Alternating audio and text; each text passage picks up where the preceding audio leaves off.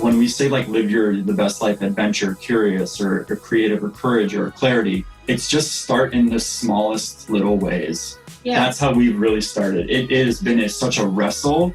It's been so hard. It's been frustrating at times, but then it starts easing and going and flowing and then boom. And now we're at that point where it's like, it just becomes that magic.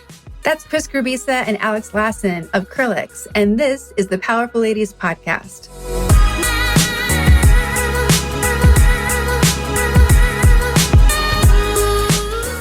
Hey guys, I'm your host, Cara Duffy. And in this episode, I had the pleasure of sitting down with one of my favorite power couples, Grubisa and Aleks Lason. They're married, they're parents, and they're co-founders of Chrilleks, an international multi-experiential marketing agency. I'm amazed at how they work together, their personal relationship, and how it's possible to have it all. You're going to love meeting them. Before we jump into this episode, I want to remind you to come and join my Powerful Ladies Thrive membership. The best way to ensure you live your dream life is to have a community and a coach that will help you get there. And that's exactly what Thrive is for. Join us today. Go to powerfulladies.mn.co and jump into our twice weekly group coaching sessions to kickstart everything that matters to you and transform your year. In February, we'll be discussing how you can discover your business love language and use that to create your ideal career and business so that you spend as much time as possible working in your zone of genius and aligned with your purpose.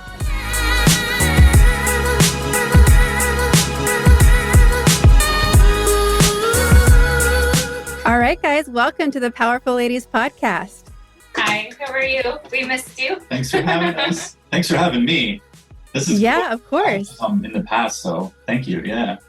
Well, you technically were in the room too. You were like a silent member of that last podcast. I'll just do that again with this.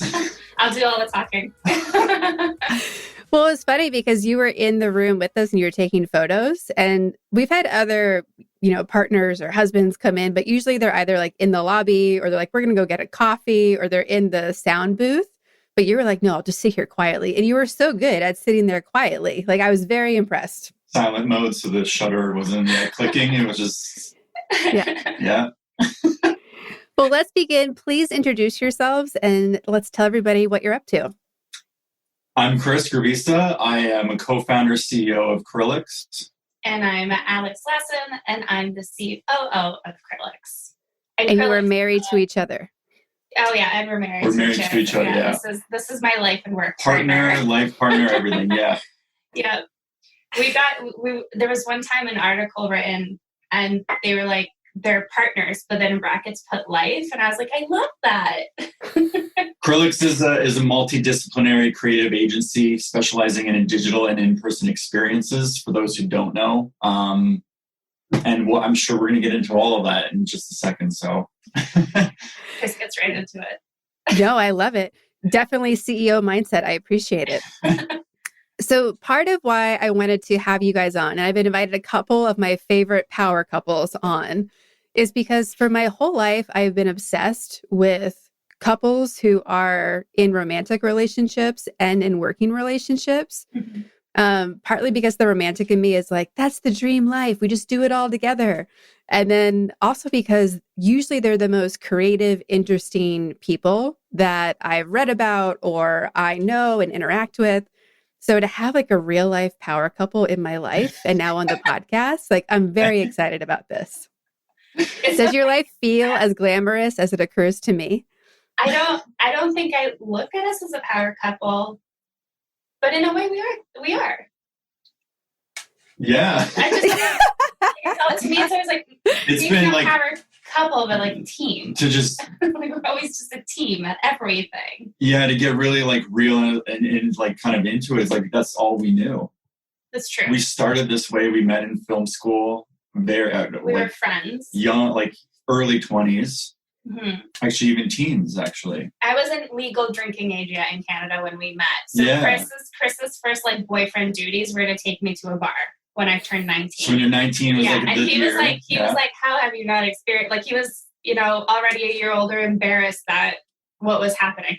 But anyway, so it's been the whole 20s together of just that. Yeah, it's been building of Yeah, and we were friends when we first met. So, and in film school, you rely so much on your team. Mm-hmm. And so we got brought up in this environment right away where we had to rely on each other for productions. And then a spark happened, and we applied that into our personal lives. And worked at it. Yeah. Yeah, and we worked at it. I mean, it's not easy, that's for sure. We've gone through things where our business was at home and we realized that, that's not healthy and had to split it. Then we, divided it and was nice. And now we're back in, but now we know so much better of working from home that it hasn't felt like what it did a couple of years ago. But then also when you meet someone in your 20s and you're growing up, we're literally growing up together. So that's been... it's been a buffet of everything. Yeah. Including the appetizers and the dessert buffets. Yeah. And sometimes the bad customer service.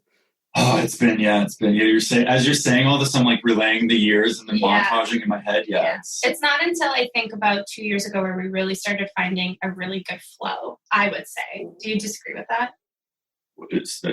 Like we started getting a really good flow. In the last, couple of years or? I would say about 2 years. We've really nailed this flow. Because I think that also comes with you're expanding in your own being in the relationship together on the personal side.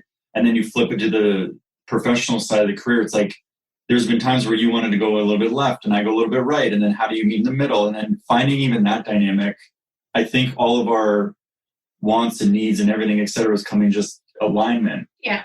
Because you're doing a ton of work now that's not with me. And then you're splitting your workload with me on the other side. And I'm doing the exact same. So finding even that balance is takes time. And it's interesting because if we were asked, how did we make it work a couple of years ago, we would say, oh, well, Chris is doing the creative and I'm doing the administrative business side. And now we're actually very much merged.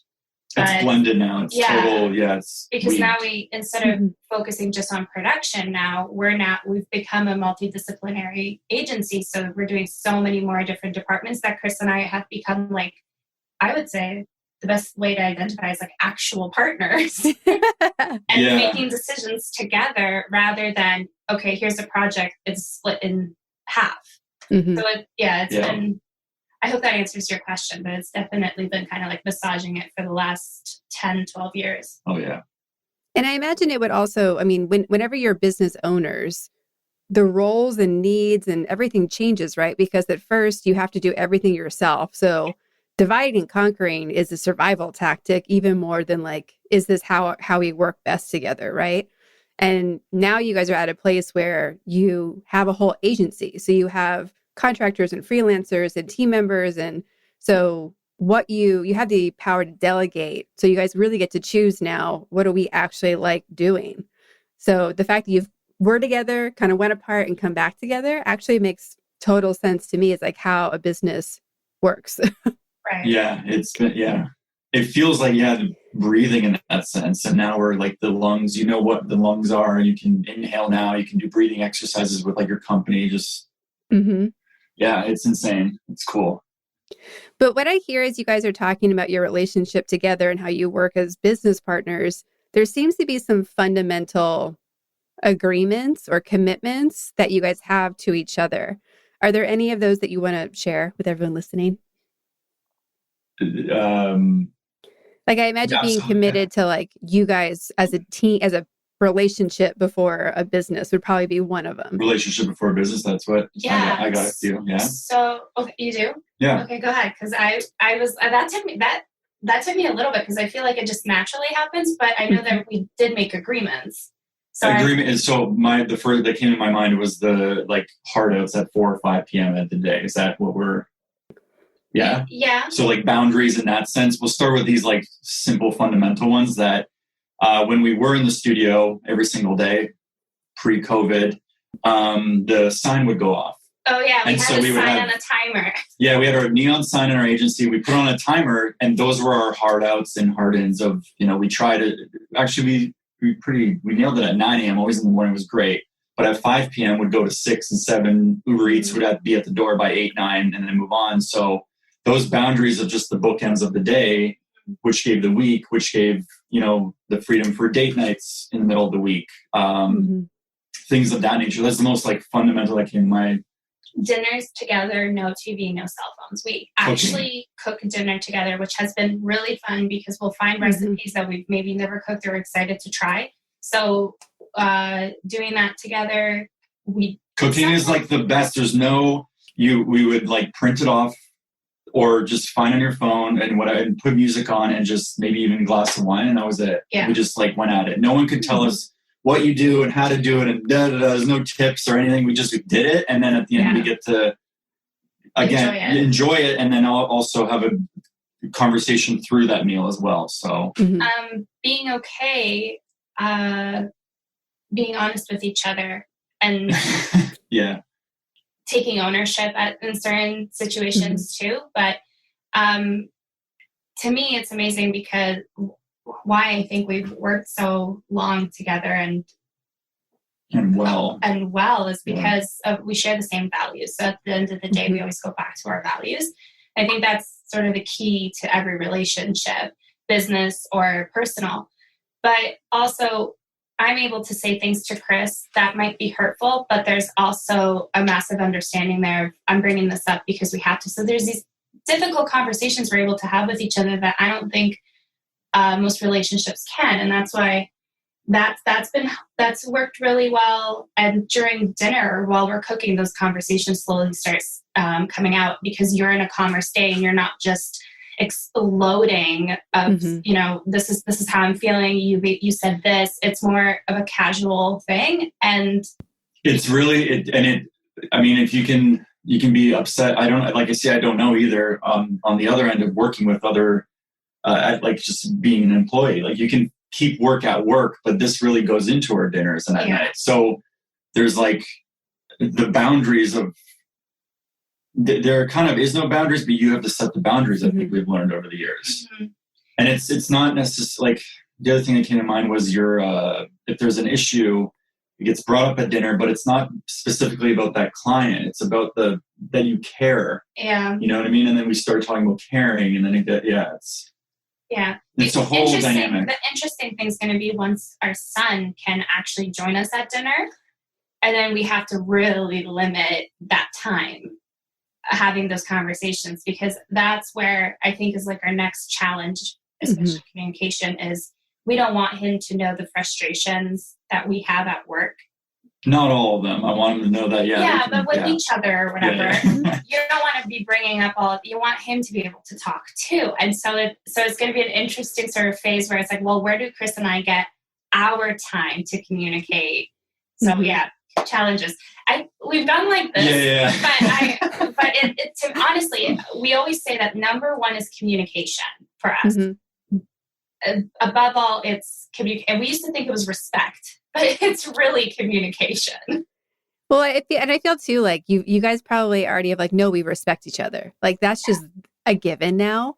Like before it was like, I don't know, let's make sure I do respect you. And now you're like, no, I actually do. Like you've impressed me enough. I respect you now. So now I have to just talk about it. Yeah. But, I think underlying what you guys are saying, and I don't know if you guys even see it anymore, but there's such a clear commitment to each other and to making the us of you guys work that I don't think neither of you have said, but it's been underneath everything that you have said. So I just think that's really beautiful, and I'm impressed. When Chris was like, okay, we should start this, we were going through all the legal stuff. I said to him, above all, it's us over this company. Yeah. If this company falls apart, like if our relationship is falling apart, we're prioritizing this relationship over this business. And there have been times where we just said, shut the door on the business. We're not talking about it. We clearly have something to work on between each other. And that's the, like, Chris will be like, get in the car. We're going a weekend away. We need to like clearly talk. Something's wrong. Something's going on. We didn't always get that kind of luxury, because it was like, we actually took our very first digital detox vacation last year. This 2021. Yeah. Yeah. A week ago, 2 weeks ago. But yeah. So it's like that was a pretty that was even us in a relationship above anything else. Yeah. That's, and you brought up our son at dinner table, that's like the new chapter. Yeah. I literally, I had my phone away from me for days on end this break. And I was like, this is a refreshing new feeling. And I let it go in areas of, let's explore that space. Let's not be on our phone for like a good, people were calling me and emailing me. I felt bad. I was like, I'm sorry. And they're like, but you got to turn it off. Yeah. I have some clients that will text me 24/7 and I have to just not respond. Right. That's all I can do.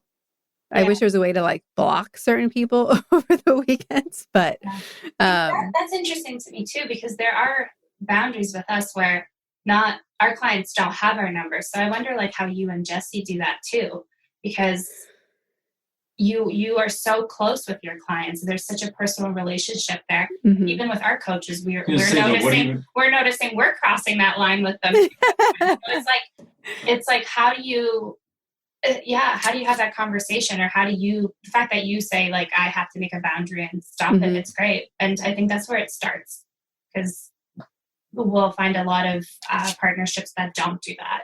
And right away, Kristen and I are like, whoa, we know what that hill's going to look like. Yeah. I mean, honestly, it's one that we still work through, right? Because for me, if I want to do something, I just start doing it. Like I'm a highly self-motivated person. So if I decide, it's just decided, we implement it. So I'm like, all right, no TV after this time, or like no phones. And Jesse's like, why? And I'm like, So he's always looking at me and telling me I have to be more enrolling in my pitch. But I'm like, okay, fine. Here's why I think we should not be using our phones. And here's why I think we should not have TV. So it's like this whole thing. But he and I definitely, like, I just got earbuds for Christmas. I'm a plug-in like earbud person until recently. And actually I'm returning them and getting a new set because I didn't like them. But we are literally talking all day long and not to each other. Like we're usually talking to other people. And with this pandemic, it's been crazy because we've been sitting across a table from each other. And I think he's the loudest human on earth. And so I'm like, okay, we can't, like, I'm now like talking, like you were saying earlier, like I'm talking in my closet or I'm hiding. He's like going for a walk to do his phone calls. Yeah.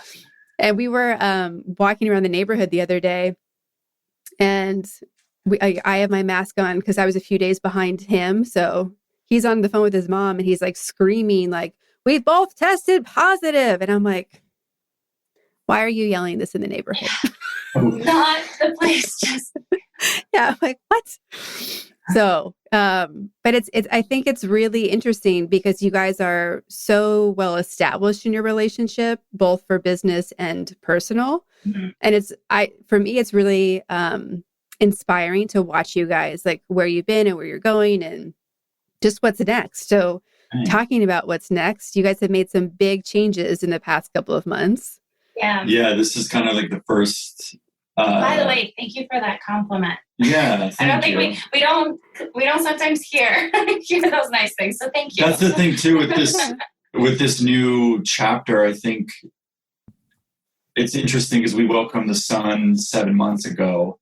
And Kara, as you're sharing and speaking now with your situations, what I'm gathering from it is it's a lot of patience through all of it. It's I used to do the exact same, like TV's off at 9, and it would frustrate me because I wasn't done watching my program.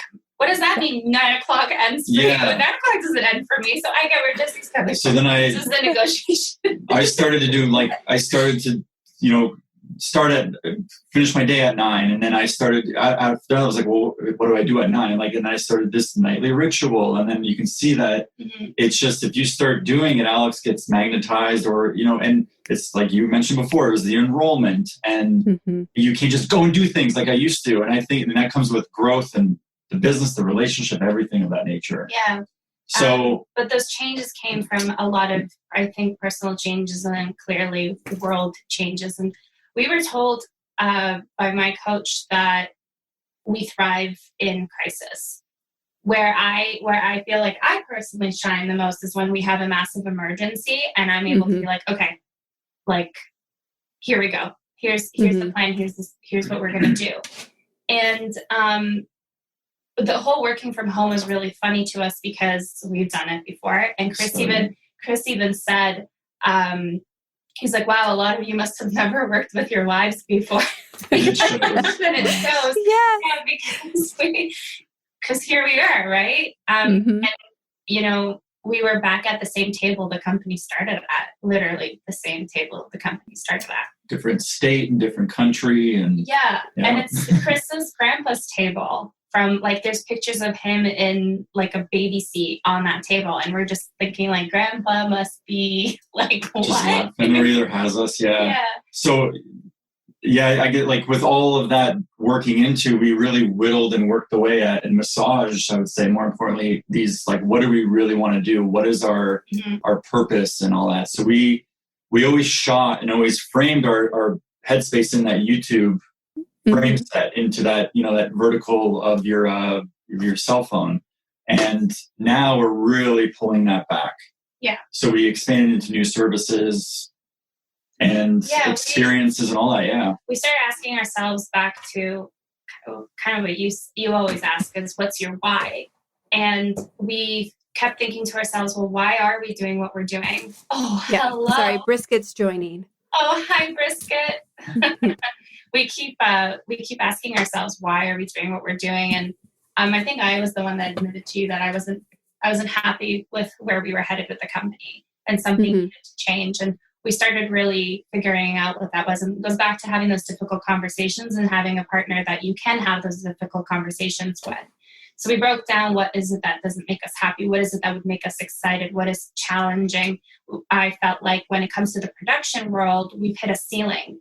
We're capable of doing all these productions. We've proven it on massive campaigns with incredible clients.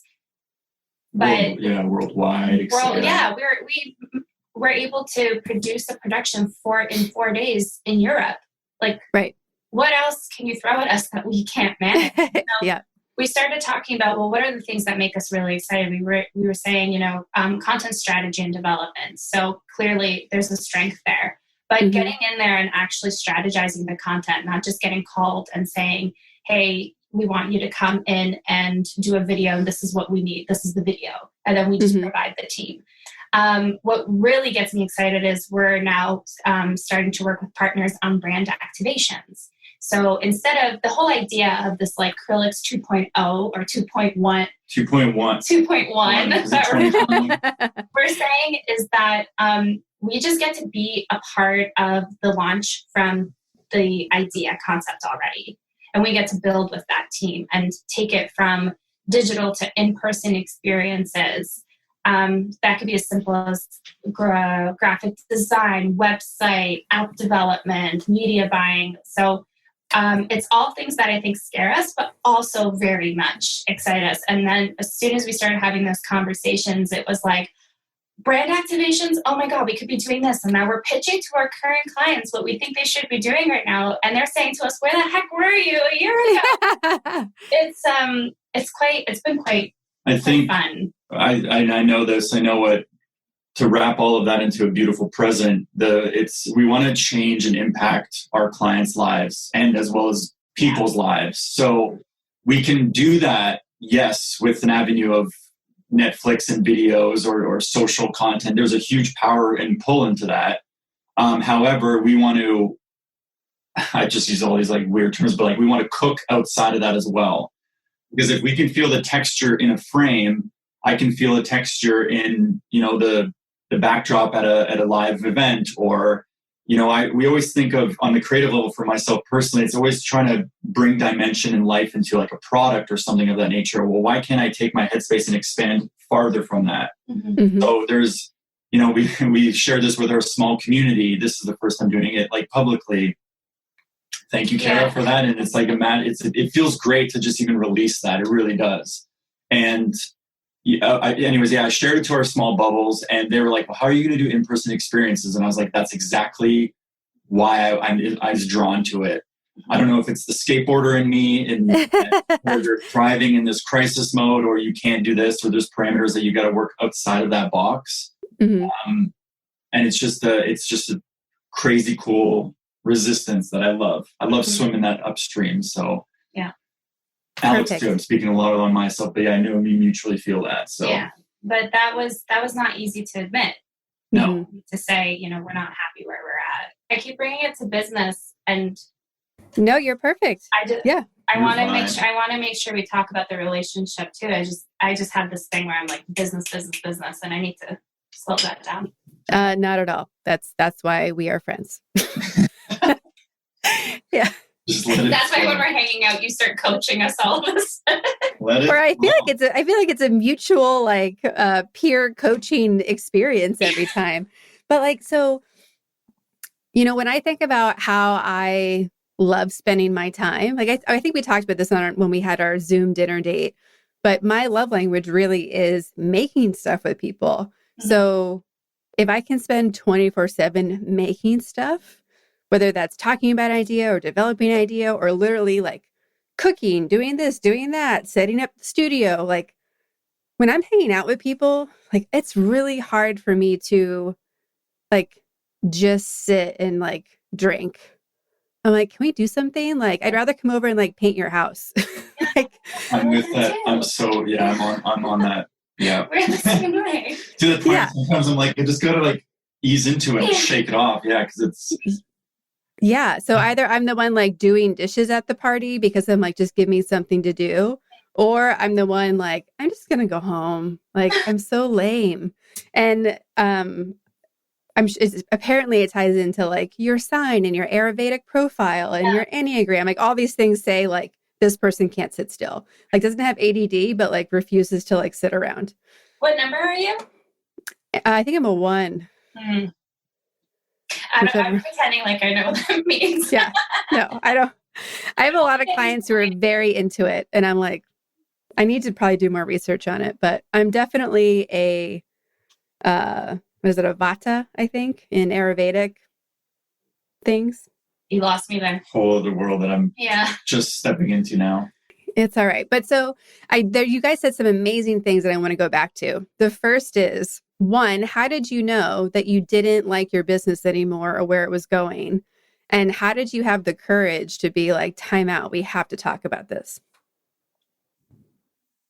Again, the first one would just be like, we kind of like, you're not slugging the work, but you're like, okay, today is another day, like, let's go.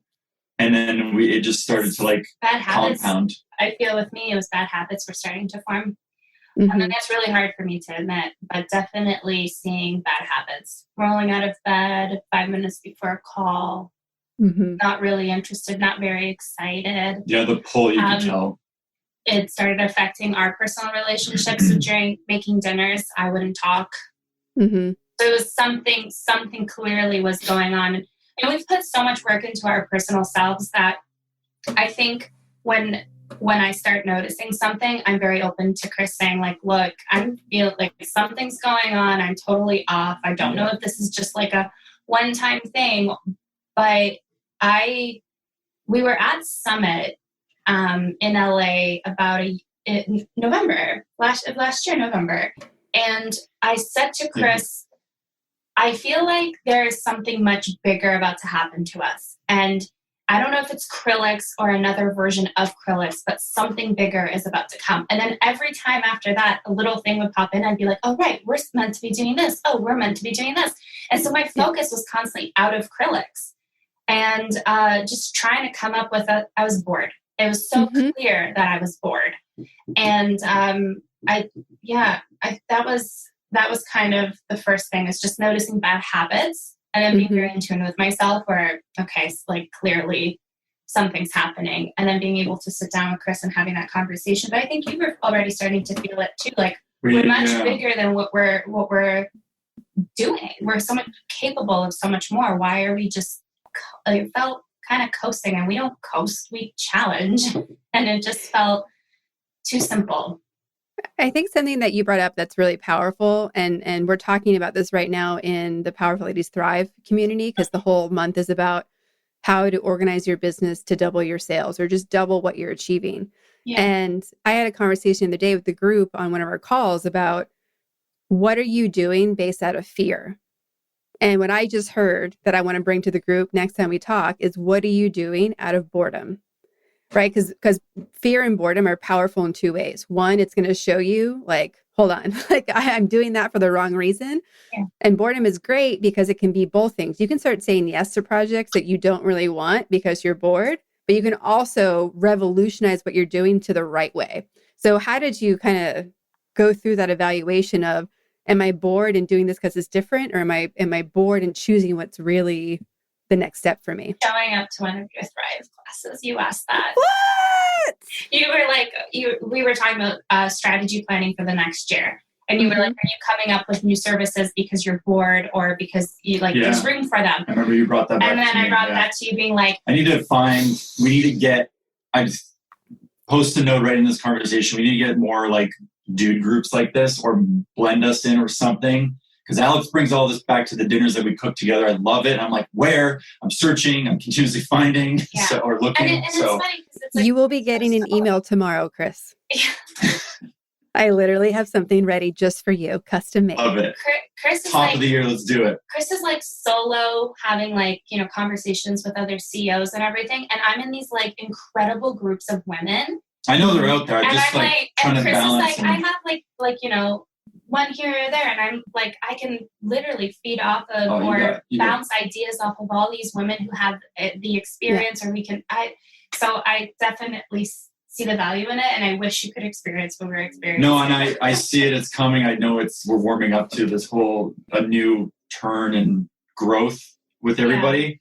The other, I don't know where this fits in, if this answers, but even from my perspective, how I see it was like I was shooting, I was capturing, I was producing, I was directing, and it could have been like per project basis. So one time I was shooting, the other time I was directing, etc. Kind of floated in these positions. And because I think at this time too, reflecting on what happened over the last couple, 6-8 months, year, was that I was just kind of doing them because I was floating in my space of not knowing.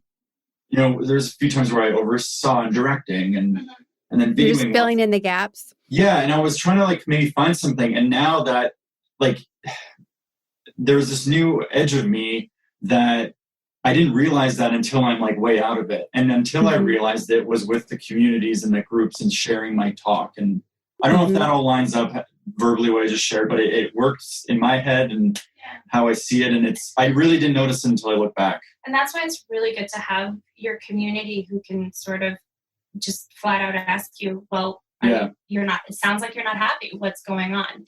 And then you're going, oh, is that what I'm putting out there? Mm-hmm. Well, and that's what's so many, it doesn't matter what you're creating, right? A relationship, a family, a business, a personal project. I don't want to do anything that's not meant for me. Like, I just don't want to. Like, there's so many amazing things I want to do. So it's like, how do I stay focused on what is intentional and a choice versus just like going through the motions? Like, if I can, that's the number one defining factor, probably why I create things, why I do things. If I'm not living a life that's fun or optimized or those things, I don't know, like, why am I doing it? And like, with Kara, a giant like wave of realization came over me over this last break, probably maybe because I've separated myself from the phones, etc. in this chaos, is that if we've designed everything in our life, like you're right. Us, and even actually everybody, sure, we can go to that extent. Yeah. But for what we've designed, why would I design and structure something that I would be like, I got to go to work today, or I got to go to work with X, Y, or Z. Like, we can create everything we want. You can wake up late. You can start your mornings late. You can work into the night. Mm-hmm. It's amazing. It's really that simple, what I'm really came to kind of understanding. Yeah. And I am baffled that there are people out there that don't know it's possible. So like, were you guys just born with like, we can make this happen? Or was it your curiosity that kept you on that path? How did you realize you could actually design your life any way you wanted to? A lot of it was taking it off the chin and like scraping and I feel like I'm failing and finding. This is like my massive challenge is I constantly go through things being like, oh, it has to be 9 to 5. It has to be 40 hours a week, full time. We need an office and all this. So I think Chris is really good at being like, it doesn't have to be a 6 a.m. start. It could be a 10 a.m. start. You can go for a walk in the middle of your day. And so I'm starting to really I'm still learning that because it's been so many years of a certain way thought. So I'm still working on that. And it's funny. It's really nice to see like Chris being like, okay, break, like, let's go, we're leaving. And I'm sitting there being like, oh, I still have like 10 other things to do. And he's like, nope, shut it down. And so do I. Yeah. It's, it comes back to the patience. And it's also, for me, it's just owning it. Yeah. This morning, I kind of I slept in for 20 more minutes than I had to. And I was like, fine, I needed it. I need to listen to my body. It's clearly telling me I'm tired, and that's fine. And I moved on with it versus I used to sabotage and not hit myself, but internally beat yourself up. Yeah, abuse. I don't know if that is that to that extent, but yeah, beat myself up about it. And I'm like, just own it now. And our car broke down yesterday, for a perfect example. And then the guy had to boost it back up, and he said, you probably shouldn't turn it off right away. Go drive. In that drive, I found a park, etc. So you make. But we ended up spending the afternoon in as a family. Yeah, you make it as it works, and then at the end of it, it all falls into place, and it's owning it. So. Yeah. Have we talked about the 8 spheres of life that I coach people through ever? No. Okay. So there's the amazing book, Designing Your Life. There's also a workbook. It came out of 2 professors at Stanford who I think it was like a psychologist and a designer combined it because they really want to get into this. How do you design your own life? And the 4 categories they look at are like love and relationships, career and business, play, and like health and wellness. Those are their 4. And I was like, okay, I was using their 4 method to like figure out things in my life. I'm like, there's so much missing in this group of 4. So I added 4 others, which are learning, curiosity, discovery, and then finances. Wait, say you added those 4 or they added? Yeah, I did. Yeah. So I have my sphere of 8 that I coach people through because I needed those other 4. Like money was an easy one. Like if that's not working, there's some issues. But then in learning, curiosity, and discovery, like the discovery part is what you did yesterday. Yeah. Like the car broke down, you just went with where life was forcing you to go, and something else showed up. Yeah. And we don't give ourselves permission to do that very often. No. And the other 2, the learning is pretty obvious, right? Like how do we keep learning new things? But then the curiosity part is like, when do we give ourselves permission to go and figure something out? You know, like you talked, Chris, about doing a bunch of things, trying to find the whole, right? Like so often people come to me and say, I don't know what my purpose is. And then I'm like, well, what are you doing? And they're like, nothing. I'm like, no, just start doing things. Yeah. You have to just start doing literally, it's like if there's a pegboard, you're like, where does this fit? Yeah. And suddenly, sometimes you'll like realize, oh, I'm off the board. Cool. I'll make my own board then. Other times you find the hole. You're like, oh my gosh, it's right there. It was right there this whole time. It popped in my head. I have to say it, the Powerful Ladies, etc. Group is I am getting ideas from our little son now. Yeah. And I'm like, I can't wait to take whatever he's going to show me one day, the simplicity of whatever he's playing with a car. I'm going to throw that to a car client that we have. And it's going to be like, well, where did you get this crazy idea from? Like inspiration from my son. Because I'm always like, I think I put on those, I don't even have goggles at this point. It's just living and being of like, where can I learn? Yeah. Mm-hmm. And like, it's right there. It's right there. We have all the tools we need right there. I wonder if that's why giving myself permission to like explore potential other businesses and everything when I was going through that, like I'm bored. And you know, like I'm so thankful that you were like, yeah, sure, try it, look into it, figure it out, plan it out. And you never like came in to give me your 2 cents. You were just like, no, when you're ready, like we'll talk about it and we'll figure it out. And it was like I never brought anything to him because I was like, well, it's not exciting. I actually know like it's not a good idea, or I'm trying, but something's not making sense here. And then coming down and being like, hey, we have this house already built. Why don't we just like fix the rooms in rather than like crash the entire house and rebuild? And then that's where it was like, hey, Chrilleks 2.1, like, what is it that we don't like? What is it that we like? Let's fix it. And there's been over the years. And I don't think a lot of like, give yourself some credit for that. Because I don't think a lot of people have a partner who can like life or work that can give them the time to explore. Because there has been times in the business where I've disappeared for 4 months and tried working in a totally different industry to see if it's like what I want. And I would come back to Chrilleks being like, no. But I would take the learnings from that to rebuild what we had. But now it's like, and like nobody would we were living in California and I moved to New York for 4 months. Trying to start, I kept calling it a potential social media like department of Chrilleks. But what I was really doing was investing myself in really deep into another client and leaving Chris completely solo to figure out Chrilleks. And it was like we lost so much in those 4 months.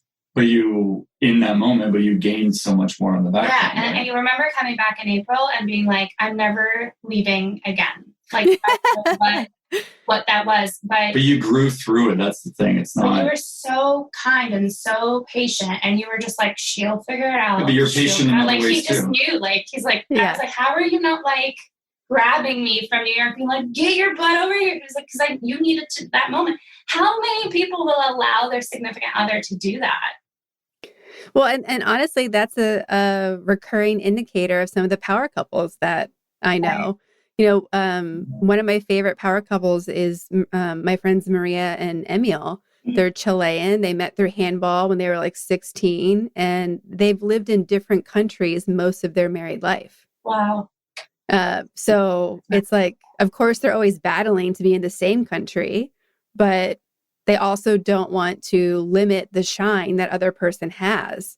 And that I think is so beautiful, right? It's such an example of the true benefits of like saying namaste to somebody. Like, what do you need to shine brightest? Because if you are, then I know it'll, you know, that's really what I'm here for. It's like you shining the brightest. Yeah. I love that. Yeah. It's finding, I'm sure this comes with age and wisdom and experience, but it's fun. Like even that sentence you just shared, I don't know the couple, and it's amazing that just capturing that. Yeah.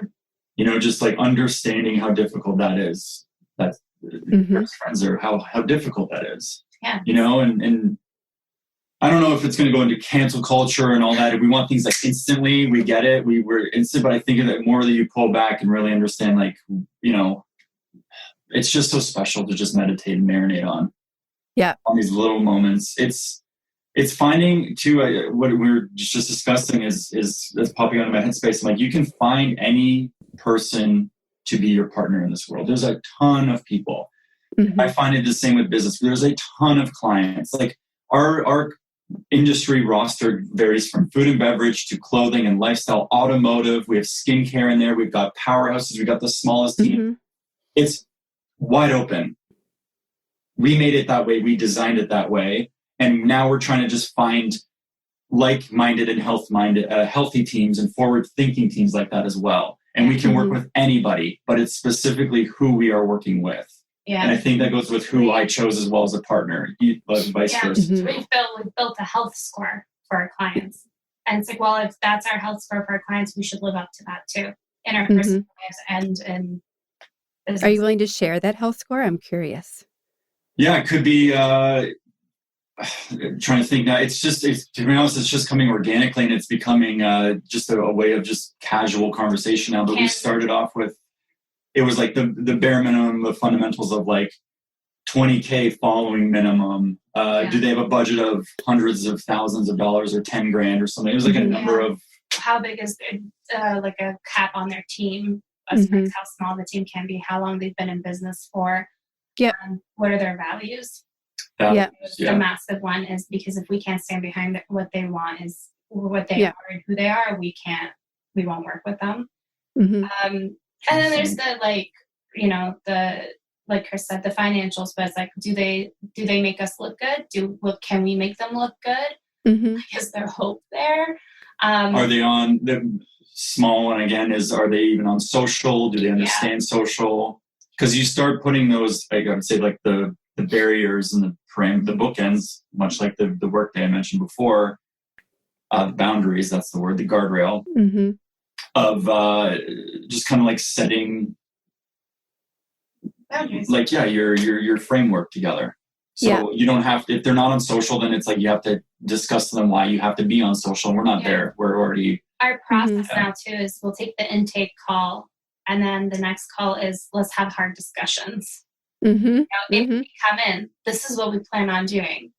Are you comfortable with this? Like, are you ready for this? Because if you're not, then that's okay. We'll take time. And we've actually just landed an annual contract with a team that has been trying to work with us for 2 years, but we kept saying, you're not ready. You're not ready. And it didn't work for us at times. It didn't work for them at times. And now that we're coming in together, being like, they're ready, we're prepared, and it like now it's the right fit. They're where they're mentally where we needed them to be when we're ready to go. Yeah. That was like a really fast. That's a massive win. It's huge because we're not. You're kind of like crafting your client the way you want them to be, etc. To how it works. Bottom line is, I don't want to be doing work just because that's like like you're only doing work to survive. And I understand that we have an oxygen mask and everything too, but I want to be able to wake up really excited to serve the clients that we're serving. Because you got bored before. We've done the just do. So we want to be. We don't want to just do. When you want to aligned with, like you said, values have come up multiple times already. And so how do you find partners who share a value, who let you step into your value at a deeper layer? Because again, why else are we here? Yeah. Like, you mentioned the moments, and my web guy, Tomas, he just sent me this book, The Power of Moments. And he's like, it's the best book I've ever read. His wife recommended it to him. His older brother did. He's like, I started reading it and changed my schedule to finish it. And I'm like, ooh. So I just started it last night. I don't know if you guys have heard that one, but I would highly recommend it because it ties directly into your the new experiences that you want to be creating. The Power of Moments. I'm gonna write that down. Yeah. The example list. He's like added to. I do too. What's your number for this year? How many books are you going to read? Yeah, you've inspired myself over the last the Christmas call. 12 a year. Once per month. 12 for this year. I like it. I think it's doable. I think it's. You also mentioned too, Kira, in that call, you're like, when I go walk the dogs or get outside, you put your ear pods in for audiobooks. I'm like, that can count too. You're right. So that's what made I find reading books such a struggle for me. Jesse's the same way. But I love learning, and I love when I get into it, I really get into it. But then there's such a big pause that I feel like I have to read the first couple of pages again. And I'm like, well, then why am I even, if I can't finish, what's going on? I don't know, the book's not interesting or whatever. And when you were saying you can just walk and listen to them on audiobooks, I was like, well, that changes everything. And so now we're like, now every book we buy, we need to buy an audio version for it too. Because you want the physical copy, you like go back and read. Or, I don't know about you guys, but like we'll write notes in it or reference it. And, could cost a lot of money. We can bounce though. I read one, you read one, we flip. Yeah. But like Jesse and I share our Audible account. So that's super easy because we can put books in there. Often I'll listen to a book first and then I'll go, and if it's good and I'm mad that I didn't have it to write and take notes, I'll buy the hard copy, find the things I needed, flag them or whatever. And then I have it as like my reference guide on my shelf. I've done that with like 2 books that I listened to and I was like, no, I need that hard copy. But some of them, especially business books, you don't always need the hard copy because like you get it. And I'm also I had a couple of clients who came to me last year that are information hoarders. They don't have a lot of stuff, but they're always keeping like their bookmarks or their links or their other things. And I have another client who's a KonMari consultant. And I started thinking about, why are we keeping these things if we aren't going to use them? Or why are we so panicked that like, oh, I need to save that for someday? So I've been playing a lot myself about probably also being an information hoarder, or find it very romantic, like the professor with like the room full of books. I'm just like, oh, that looks amazing. Why do I need it? Because if I get what I need out of that book, maybe I don't need the hard copy. I also write in mine. I do that with, I actually did that in the past with photo and video. I just was like, I'm going to, store this for later for a different time or etc. And I was like, I'm just not making video edits. And then when I have all this great footage of all the places we travel in the world or behind the scenes, I was like, what am I doing with this? And then I got this guilt of, I'm not like implicating this. I'm not putting this anywhere. And then I it's a weird, it like caused the problem in that sense. So, I recommend reading Big Magic then. Have either of you read that book? No. Oh, no, it's you have to. As creative people, you have to read this book. It's definitely one you can listen to. It's by Elizabeth Gilbert. What was the name again? Big Magic. It's the #1 recommended book on this podcast. And it tells you anything about this book. Like so many people are like, oh my gosh, this book. I got 2. I got 10 more now to fill in. Yeah. I am your person. I could have you reading for years. Yeah. There is a library. We should do like a entrepreneurship library. Powerful Ladies as a library. Just send it around. Yes. So I would love to get back to the fact that you guys used to be down the street, and because we're so busy, I only got to see you in person like 3 times. And now you've moved to a different country, which I am excited for you guys, excited for my ability to visit once we're allowed to again. But it's a big move, right? You went from Toronto to LA and now you're in Vancouver. Do you think you guys will keep moving? Have you now found your place? And why did you end up in Vancouver? Don't say that. I do have to say something about the continuing to move. We keep joking about Europe. Oh God, yeah, it's coming. But we're both like, oh, it's gonna happen. No timeline on when, but it's just funny how we're like, oh, we'll try it, we'll see. But whether that means a permanent move or like a temporary one, who knows? But yeah, we're pros at this moving thing. And I know, now we're pro. I know how to do it now. When we would do this totally differently next time we move, and then we did do it totally different. It was way smoother. Love to do like a video on that or something because there's some good tips in there that you can really lighten your like stress load of every like mental note. I just want to share this because it's hilarious. But we were in LA and we went on the beach for one day when we first were like thinking about it, and you were like, it'd be crazy to like live here one day. And then within like 6 months to the year, we were living there. And we did that same thing with moving over here to Vancouver. Same thing. It's a dangerous saying. We don't know. I know maybe one person, Carrie, actually connected me with 2 others in the last little week. It was great connections, but I know one person here, maybe now 2. I need to connect you to Spencer. Spencer Hamilton, skateboarder. He's in Vancouver too. He gets, apparently where I cut my hair, he's now there. So it's like, it's going to start happening and that's it. It's just a weird time to meet people too. Yeah. Everyone's very like, we don't talk. You're meeting people down the street on Zoom. Mm-hmm. Yeah. It's worked for us in the past, and now we're continuing that trend. And for sure, we just landed, so I don't really want to be like, oh, we're going to move again, but it's going to happen. A year ago, we were celebrating our 5th wedding anniversary, and we were like, complete digital detox, like we're ready for this, we can do this, let's go. So we decided to go to BC. We could have gone anywhere in the world, and we decided to go to BC, spend some time in Tofino, and same thing was said. I hope we can live here one day. Wouldn't it be fun to live here one day?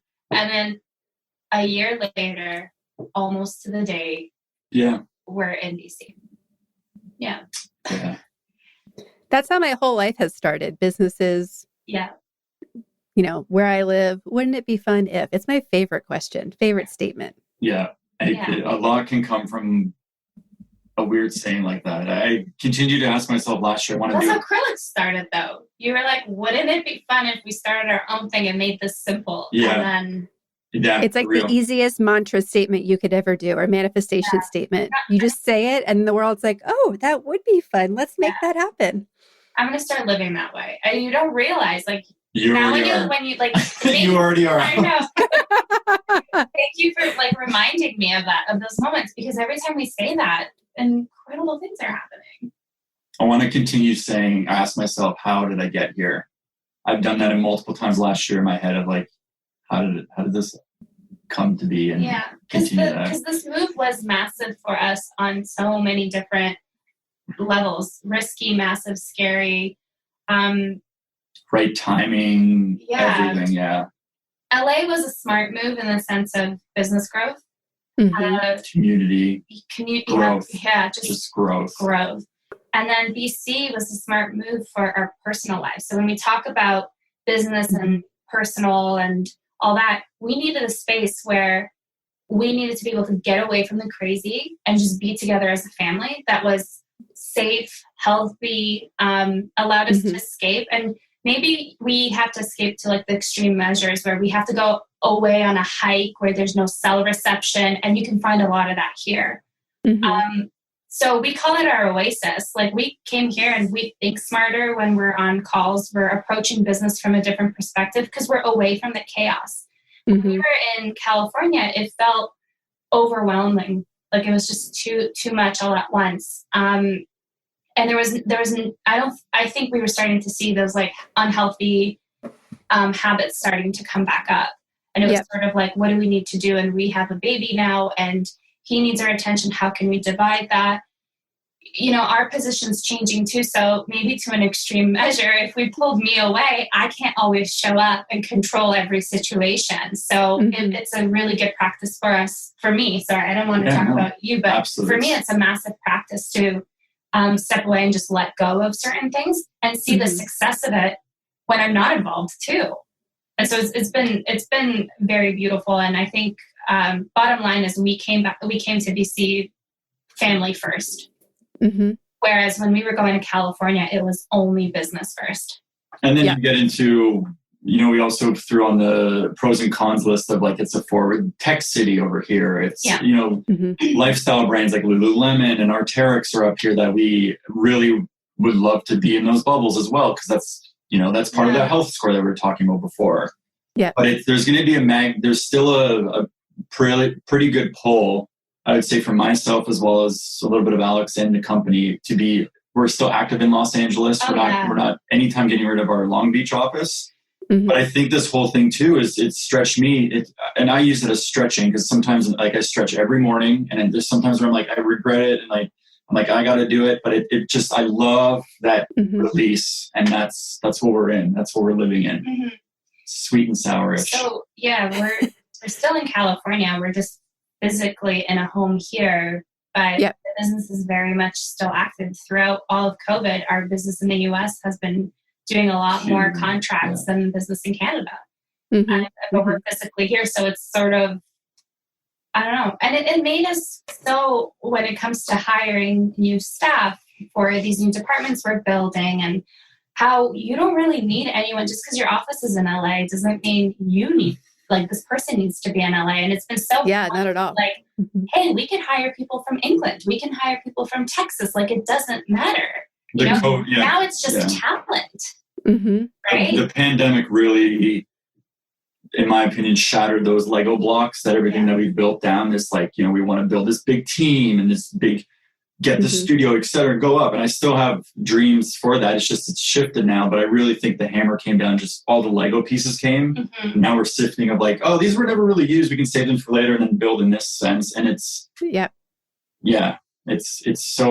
refreshing. I love how it actually, you know, it's funny too, at the top of our, pre-COVID, we were jumping on video calls. A lot of our clients had just phone calls. And now video calls are a norm. That helps everybody. I'm talking people who can't really necessarily move to Los Angeles right now to physically be there. You don't have to. You should be in those bubbles. It's more accessible now. And I think there's so much power of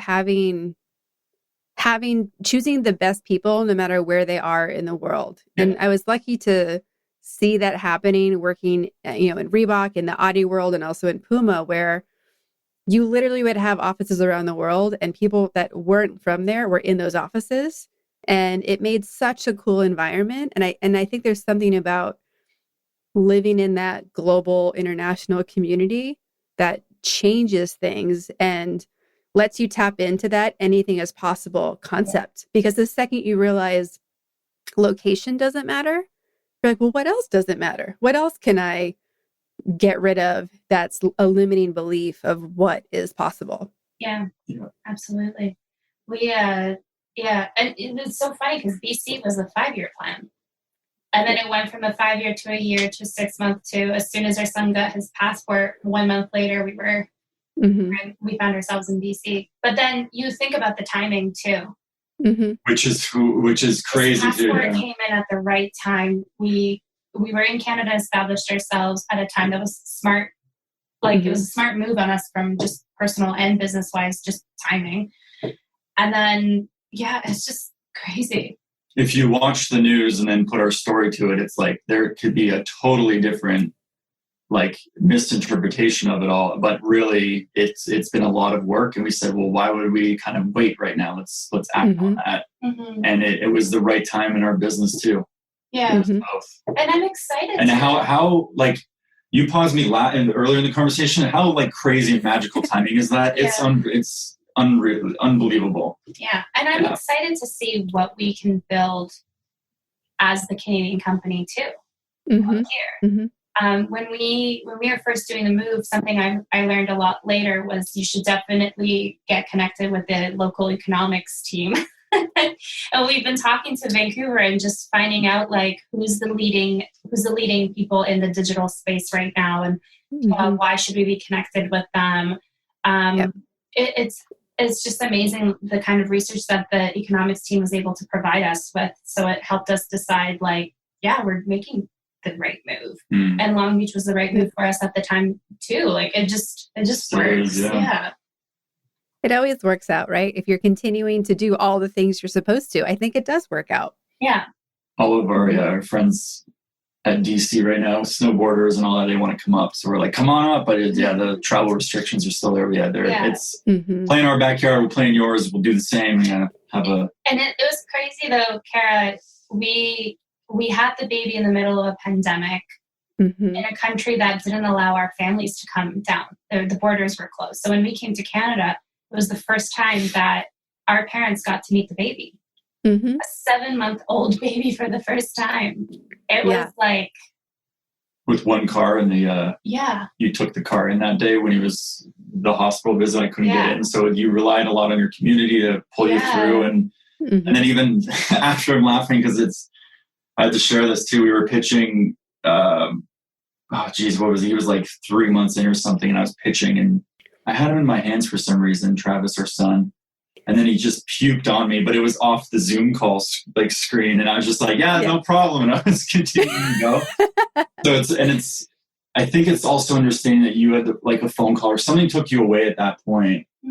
And being that understanding of like, I have to handle business, but as well as hold the family down for that moment because you're locked in with the pandemic. Yeah. So you just make it work. And I wasn't mad at Alex or frustrated with you that you had to possibly like I don't know where you went. You had probably had a doctor's appointment or something, but regardless, at the end of the day, it's just puke.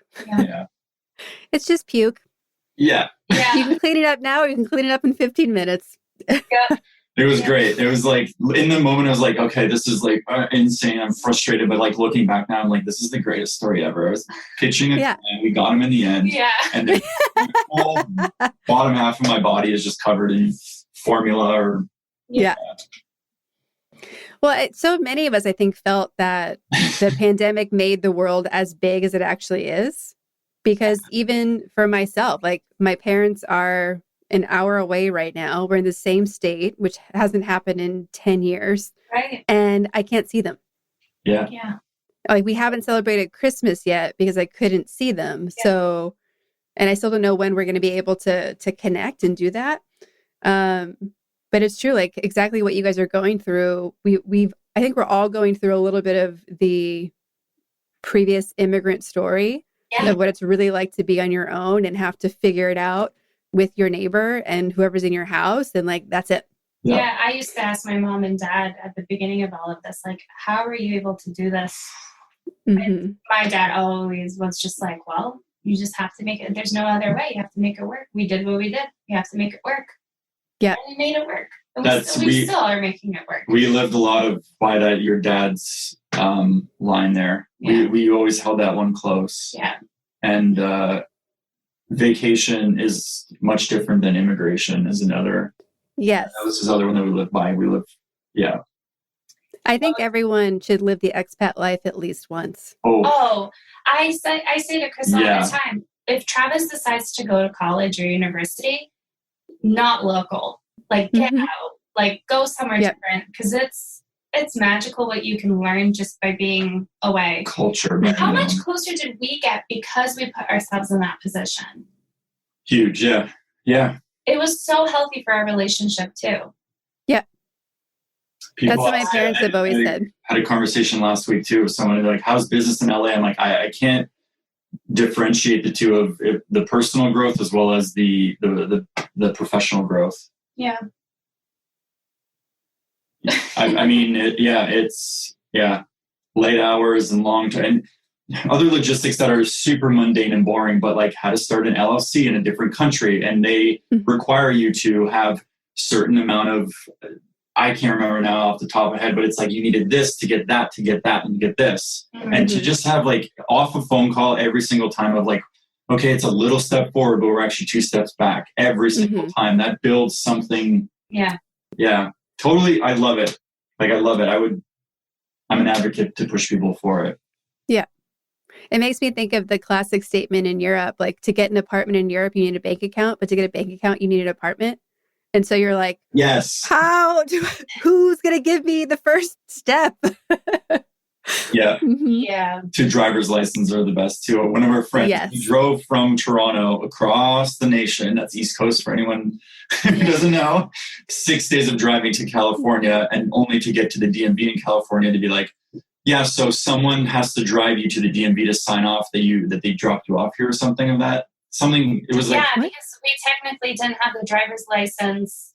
So we were as of entry level. So it's like mom and dad had to drive us to the DMV sign you off. to say, here's my legit full driver's license. I drove them here. When reality was Chris drove his car and that person was in the backseat. And then getting somebody in California where there's always fun things to do every day of the week because it's sunny every single day. Be like, hey, can you come to the DMV for us? And wait 4 hours? Full day gone. And it's like, we'll buy you dinner and stuff. But those are the moments that build us, but as well as our friends, relationships. It becomes family. It's just like oh man. Well, I would love to know, Chris, I've asked Aleks in the past, but what do you think it means to you to be powerful? And why does it matter to be powerful in your life? Oh man, what does it mean to be powerful? It's a huge question. It's a great one. If you haven't noticed, she's great at everything. Yeah, I know. The only thing that comes to mind off the top, I would love to prepare for that a little bit better. Is if there's like a fire situation that you have to put out, just be understanding, cool, calm, and collective. Mm-hmm. Does that answer the? That's your answer. Yeah, like there's no wrong answers here. Like you can't just understand that you're going through just as much as I am, or together, or whatever, like you just have to be understanding of it all. Forget the couple part. What does it mean just to you? Clarity, I think. Mm-hmm. Yeah. What was the question again? No, what does it mean to you to be powerful? Just clarity. Yeah. Clarity. Knowing what you want, going after it, and understanding that it's going to take time with patience, etc. But having that clarity at the top is, okay, so this is step 1 to get to step 2, 3, 4, and then you're at the top of the mountain at one point. Mm-hmm. 1 foot in front of the other. We had a conversation about what's your word for 2021, and mine is clarity, and Chris's is courage. And I had a disagreement with him because I was like, you can't say it's courage because you're very courageous because you do these courageous things all the time. And he goes, no, because now I'm going to be courageous to have like bold asks and like all this stuff. So it was like a totally different perspective where I was like, you've done all the jumping out of airplanes and moving countries. What do you mean courage? And like, so it's been really interesting. So it's funny that you took my word for your powerful definition. I've never jumped out of an airplane. You have. Well, I also think it's great how in a couple we're so judgy about the new goals somebody else has. You're like, that's not good enough for you. You're 10 times bigger than that. I'm not accepting that. Try again. He does that to me all the time. Yeah. No, but I think that's so important in these partnerships, right? Whether it is a business partner, a romantic partner, the people in your life that care about you. Yeah. To me, the best way that you can show someone love is by not letting them be less than what they're capable of. Yeah. And it's really hard because that does not mean being nice or being liked sometimes. From your perspective, what makes a couple powerful? All the power couples that I've invited to come on the show for the power couple series we're sprinkling in, they all have really great personal relationships together. And some of them are not romantic. They're just truly like business partners and like best friends. But the level of respect and communication is there that you guys talked about, like really being life collaborators. And sometimes that collaboration equals a family. Sometimes it equals this business. Sometimes it equals a brand or a specific product, because you can have a life partner who isn't romantic, but that's just your person that you are bouncing ideas off. And that's where the creativity is the highest. So most of the ones I've invited right now are also married, but they're just living their best lives and choosing what's best for them. Like they know that them is number one. And so how do we maximize what we really want? They've all taken leaps. They've all been brave. They've all like pushed each other to do something different. And I just think it's really amazing to be in that space where you're continually pushing each other because you get to leapfrog in that way. My FOMO is really different than other people's. Like my FOMO is like, I'm not living your best life possible. It's not like, I had this conversation with Jesse the other day, like my FOMO is not missing a party or an event or like, I don't care. Yeah. My FOMO is like, what? I could have done that. So seeing couples who put each other first and put their best life first is what inspires me. Mm-hmm. That's so cool. I like, I'm going to sit into that today just for myself because to meditate on that. That's so cool. I always say how lucky I feel that I have like the best life partner, and it's just cool that I get to work with you too. Yeah. Yeah. But like, and I think I said this to you last night too. I was like, how is it that you're just the coolest? You're the coolest. Everyone's the coolest. I want to put the little heart over you guys, like the heart, like the kiss cam, like oh. Well, it's also that like that energy radiates as well into like the work and what we do. That's part of our health score. Is there a right fit? And it's magical. That's it. It really is like, and all those keywords we talked about, they're all pieces in it, right? Like the respect, the communication, the courage, the clarity.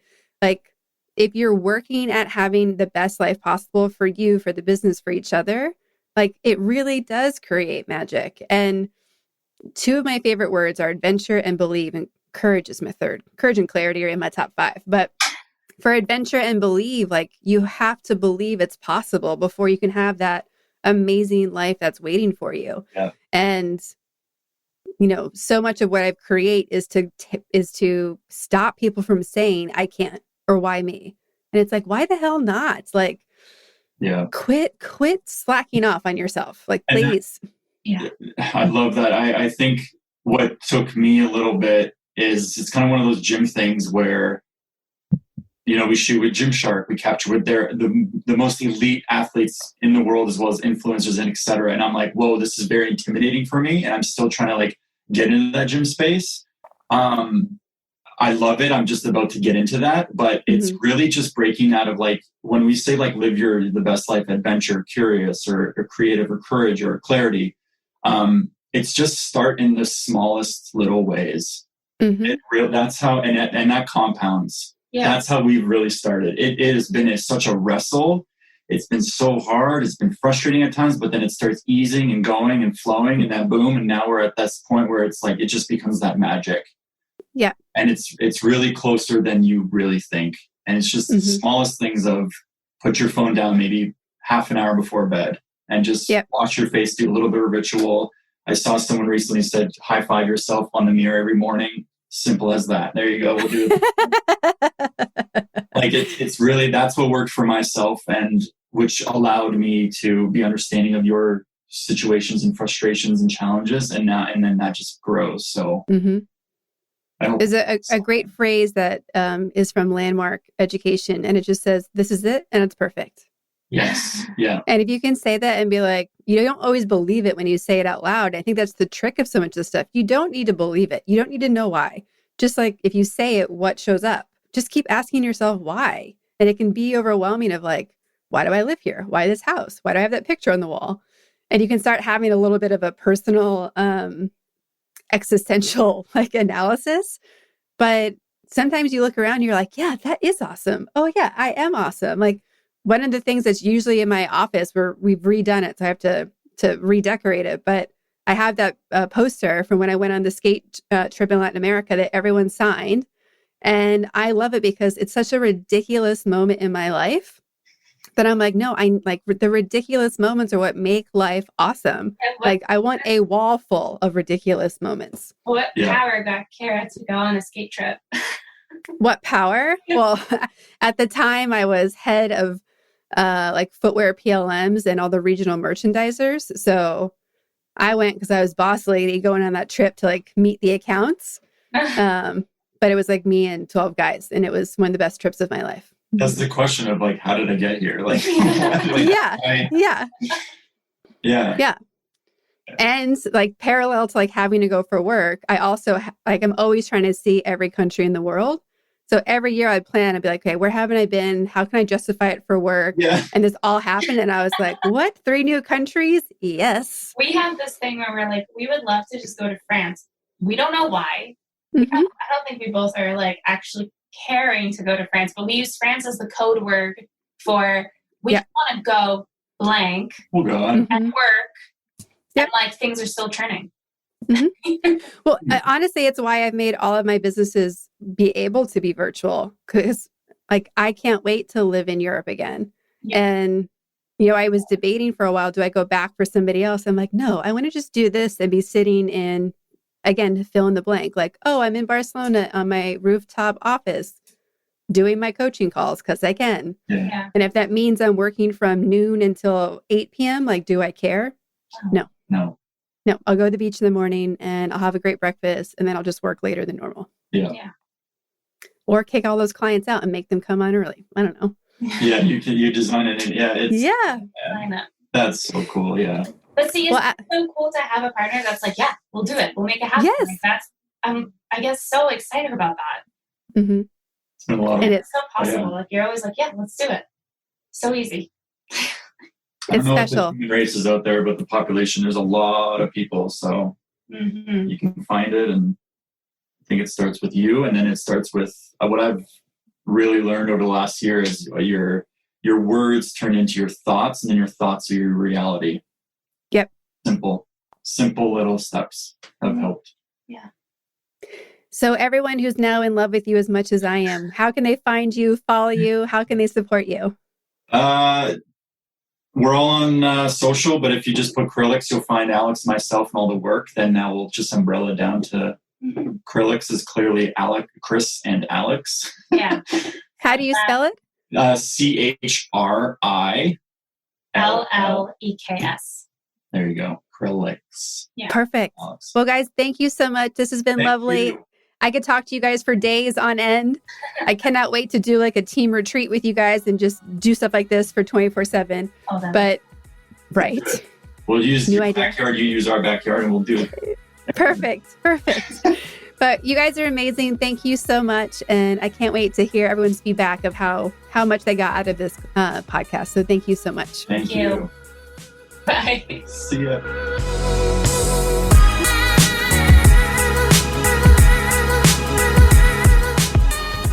Thank you for listening to today's episode.